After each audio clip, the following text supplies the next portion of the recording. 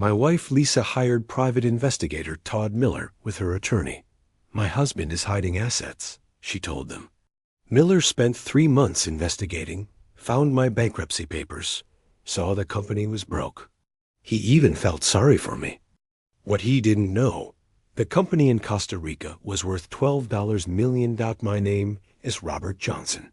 I'm 44 years old, and I just watched my wife's expensive legal team spend 3 months and $50,000 trying to find hidden assets that they were convinced I was concealing from our divorce proceedings.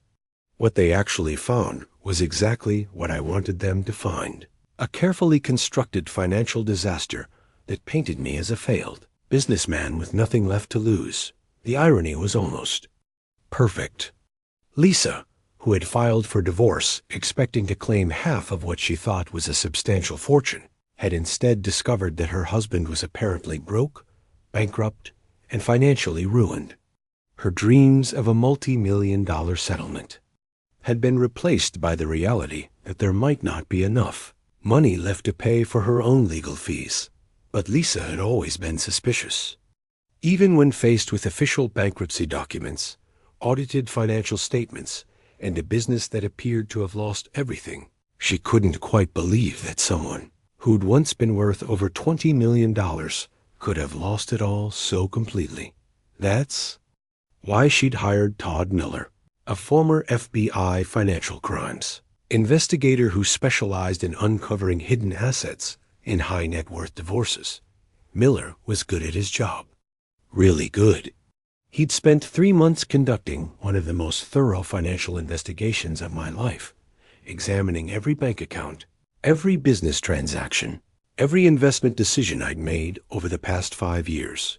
He'd interviewed former employees, reviewed corporate tax returns, analyzed cash flow statements, and even conducted surveillance to document my lifestyle and spending patterns. His final report was over 200 pages long and painted a devastating picture of financial incompetence and business failure. Mr. Johnson appears to have lost approximately $18 million over the past 3 years through a series of increasingly desperate business ventures. Miller had written in his executive summary. His primary company, Johnson Construction Group, is insolvent and facing multiple creditor lawsuits. His personal assets have been liquidated to pay business debts. Based on my investigation, I believe Mr. Johnson is genuinely financially ruined and has no hidden assets to conceal. The report was so thorough, so convincing, that even Lisa's attorney had begun to feel sorry for me. Robert clearly made some very poor business decisions. Marcus Webb had told Lisa during one of their strategy meetings. I know this isn't what you wanted to hear, but it appears there really isn't much left to divide. Lisa's reaction to Miller's findings had been a mixture of disappointment and genuine sympathy. Despite our marital problems, she'd never wanted to see me financially destroyed. She'd just wanted her fair share of what we'd built together. I can't believe you lost everything, she'd said during one of our settlement discussions. I mean, I knew the business was struggling, but I thought you were just going through a rough patch. So did I. I'd replied with what I hoped was convincing resignation. I kept thinking I could turn it around, that the next project would save everything. I guess I was wrong. What Lisa and her expensive legal team didn't know was that Miller's investigation had been carefully guided to find exactly what I wanted them to find. The bankruptcy documents were real. The business failures were real. The creditor lawsuits were real, but they were all part of a much larger financial structure that Miller had never discovered, because I'd spent 5 years making sure it was impossible to discover to understand. How I'd managed to convince one of the best financial investigators in the country that I was broke when I actually controlled over $35 million in assets. I need to explain the strategic planning that had begun long before Lisa ever filed for divorce. The warning signs in our marriage had started 3 years earlier, not because of any single dramatic event, but because of a gradual shift in how Lisa viewed money, success, and our future together. Lisa and I had been married for 12 years when I first noticed her growing dissatisfaction with our lifestyle and her increasing focus on what other wealthy couples in our social circle were able to afford. The Hendersons just bought a house in Aspen, she'd mention over dinner. And Sarah said they're looking at a yacht for next summer.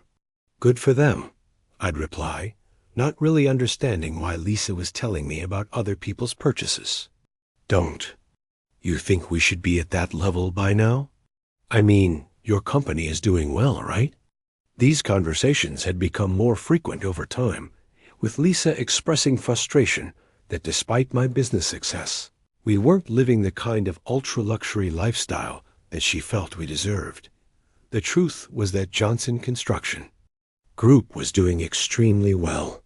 We were generating annual revenues of over $25 million and had secured contracts for several major commercial developments.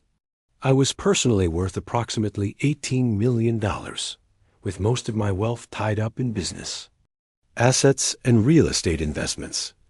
But I'd always been conservative about personal spending. I drove a nice, but not extravagant car. We lived in a beautiful, but not ostentatious house, and I preferred to reinvest profits back into the business rather than funding elaborate vacations or luxury purchases. You act like we're still struggling, Lisa had complained. We could afford a much nicer lifestyle if you weren't so obsessed with saving money. I'm not obsessed with saving money. I'm focused on building long-term financial security. What's the point of having money if you never spend it? These philosophical differences about money had gradually created tension in our marriage. But the real turning point came when Lisa began making expensive purchases without consulting me.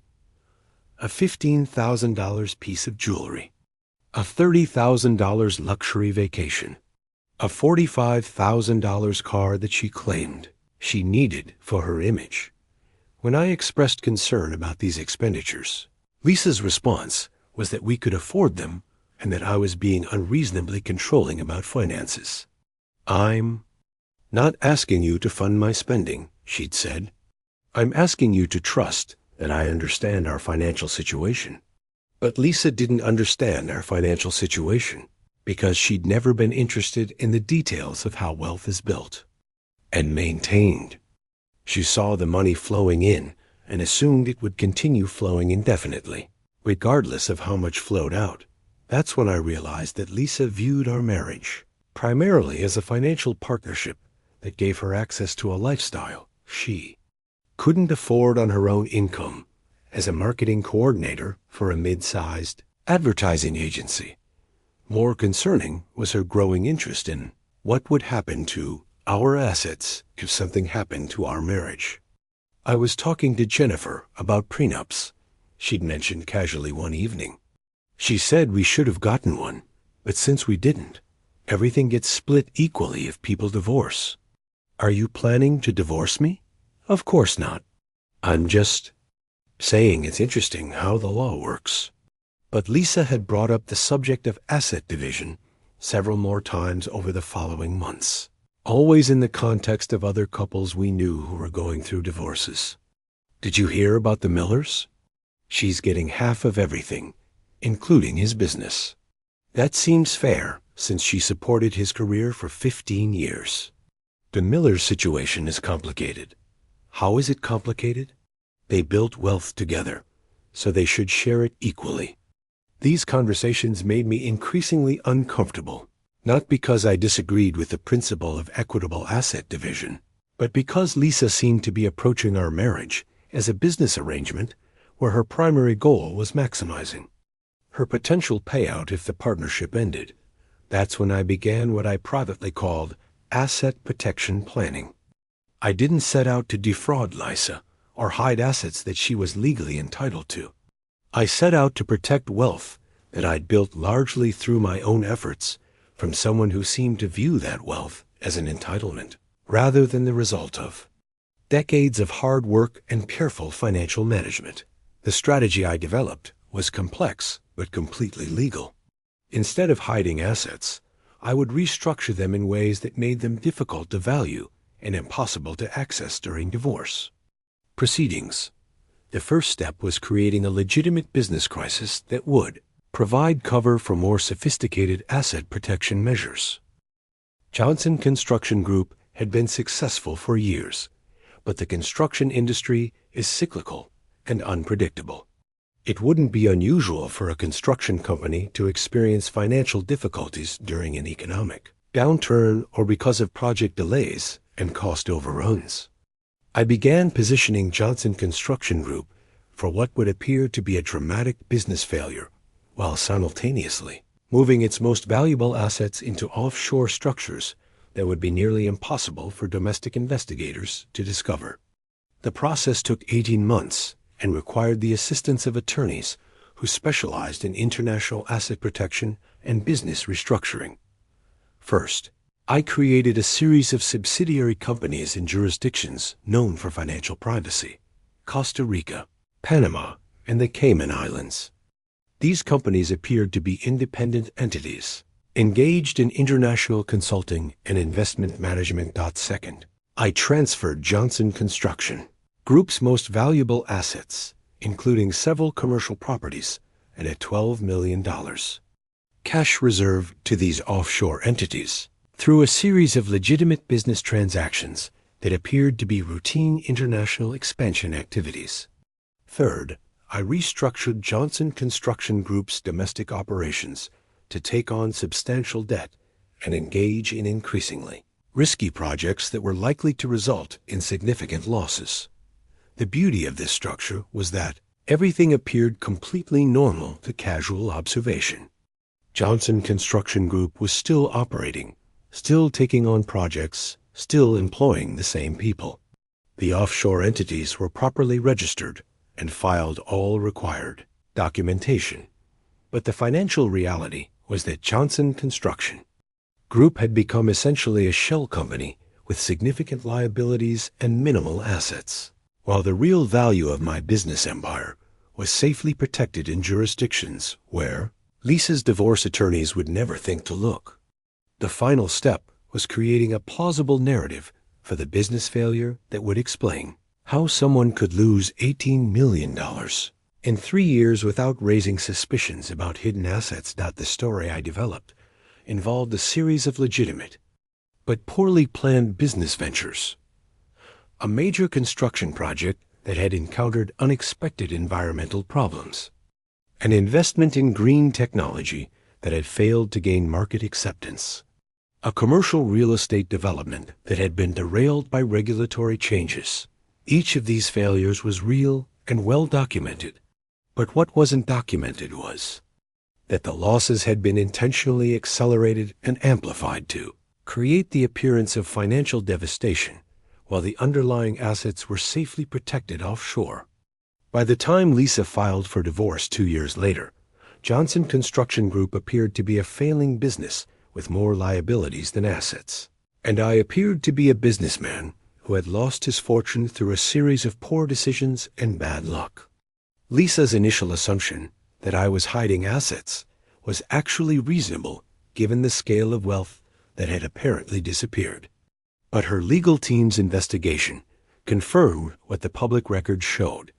The money appeared to be genuinely gone.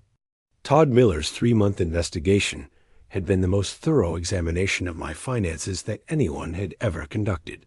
He'd traced every transaction, reviewed every business decision, and even interviewed former employees about the company's operations.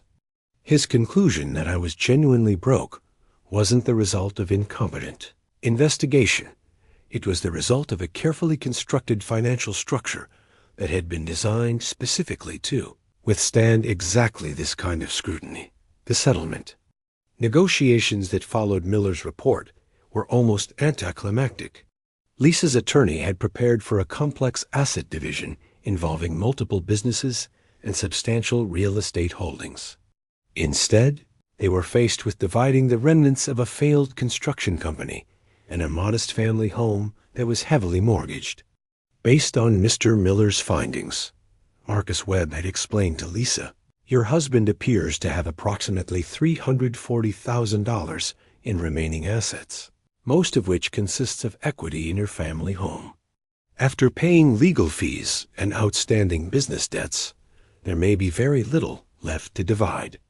Lisa had been devastated by this news, not just because it meant she wouldn't receive the substantial settlement she'd expected, but because she genuinely believed that I had lost everything through business incompetence. "I can't believe you managed to lose $18 million, she'd said during one of our final conversations before the settlement was finalized. "How does someone with your experience make such terrible decisions?" "I guess I got overconfident," I'd replied. "I thought I could handle more risk than I actually could." "What are you going to do now?" "Start over, I suppose. I'm 44. I've got maybe 20 more years to build something before retirement." The sympathy in Lisa's voice had been genuine. Despite our marital problems and her anger about the divorce, she felt bad that I'd been financially ruined and would have to rebuild my career from nothing. The final divorce settlement awarded Lisa $85,000 in cash and the right to remain in our family home until it could be sold, with the proceeds split equally between us. I kept the remnants of Johnson Construction Group, which everyone agreed was more of a liability than an asset.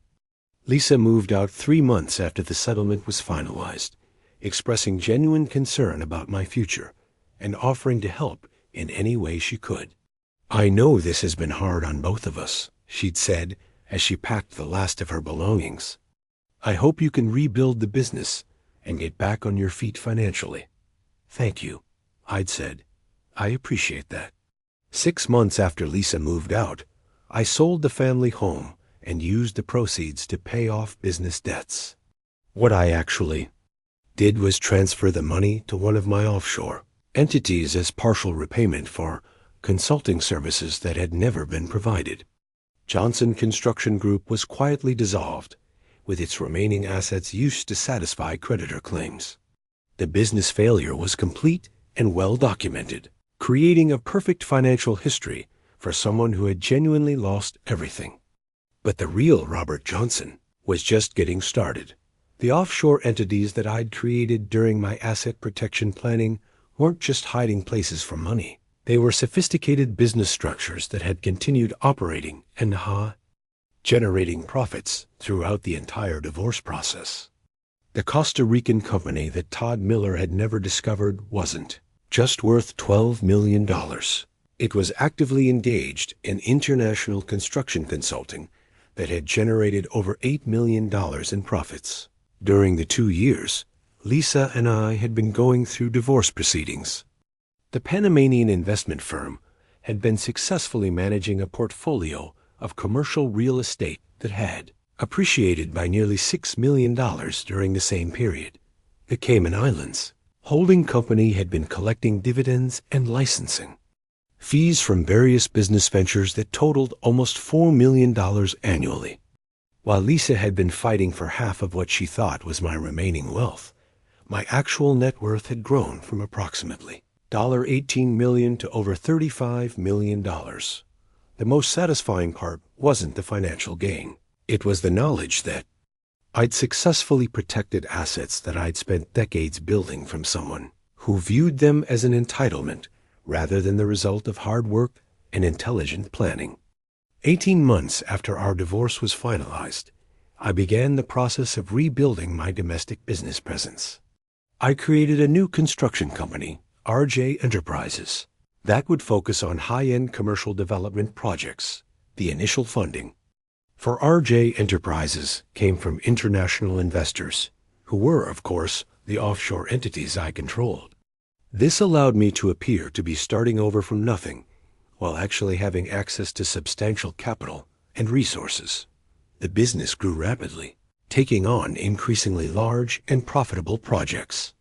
Within 2 years, RJ Enterprises was generating annual revenues of over $40 million and was recognized as one of the most successful new construction companies in the region. I also began rebuilding my personal lifestyle, purchasing a new home, a new car, and generally living at a level that reflected my actual financial situation rather than the bankruptcy persona I'd maintained during the divorce. The transformation was gradual and well documented. Anyone investigating my finances would see exactly what I wanted them to see. A businessman who had lost everything, started over from nothing, and through hard work and determination had rebuilt his fortune. 3 years after our divorce, I ran into Lisa at a charity event where RJ Enterprises was being honored for its community contributions. "Robert?" she said, clearly surprised to see me in what was obviously an expensive suit, arriving in a car that cost more than the settlement she'd received. "You look successful. The new business has been doing well," I said modestly. "I've been fortunate to find investors who believed in my experience." "Investors? But I thought you lost everything in the divorce." "I did lose everything, but I still had my knowledge and my reputation in the industry. Some people were willing to bet on that." Lisa looked around the elegant ballroom, taking in the formal dinner, the prominent business leaders, the obvious wealth and success that surrounded us. "How much is the new company worth?" she asked. "It's hard to say. We're still growing, still. Private, but the investors seem happy with their returns." What I didn't tell Lisa was that RJ Enterprises was already worth over $25 million, making my total net worth approximately $60 million, more than 3 times what I'd been worth when she'd filed for divorce. I also didn't mention that the investors who had funded my comeback were offshore entities that I'd created specifically to protect assets from exactly the kind of divorce settlement she'd been seeking. The conversation was polite but brief. Lisa seemed genuinely happy that I'd recovered from my financial difficulties, but I could also see her mind working, trying to understand how someone who'd been broke 3 years earlier could now be worth enough to attend $1,000 per plate charity dinners. 6 months later, I received a call from Marcus Webb, Lisa's former divorce attorney. "Robert, I hope you don't mind me calling. Lisa asked me to reach out to you about a legal matter." "What kind of legal matter?" "She's wondering whether there might be grounds to reopen your divorce settlement. Specifically, she's questioning whether you might have had hidden assets that weren't disclosed during the original proceedings." I'd been expecting this call for months. Lisa's suspicions about my sudden financial recovery were reasonable, and any competent attorney would have advised her to at least explore the possibility that I'd concealed assets during our divorce. Marcus, as you know, your own investigator, spent 3 months examining every aspect of my finances. Todd Miller's report was very thorough. Yes, but that was before your new business became successful. Lisa is wondering how someone who was genuinely broke could rebuild so quickly. I'm sure Todd's report explained the difference between business failure and personal incompetence. I lost money, but I didn't lose my knowledge or my relationships in the industry. She's prepared to hire forensic accountants to examine your current business structure.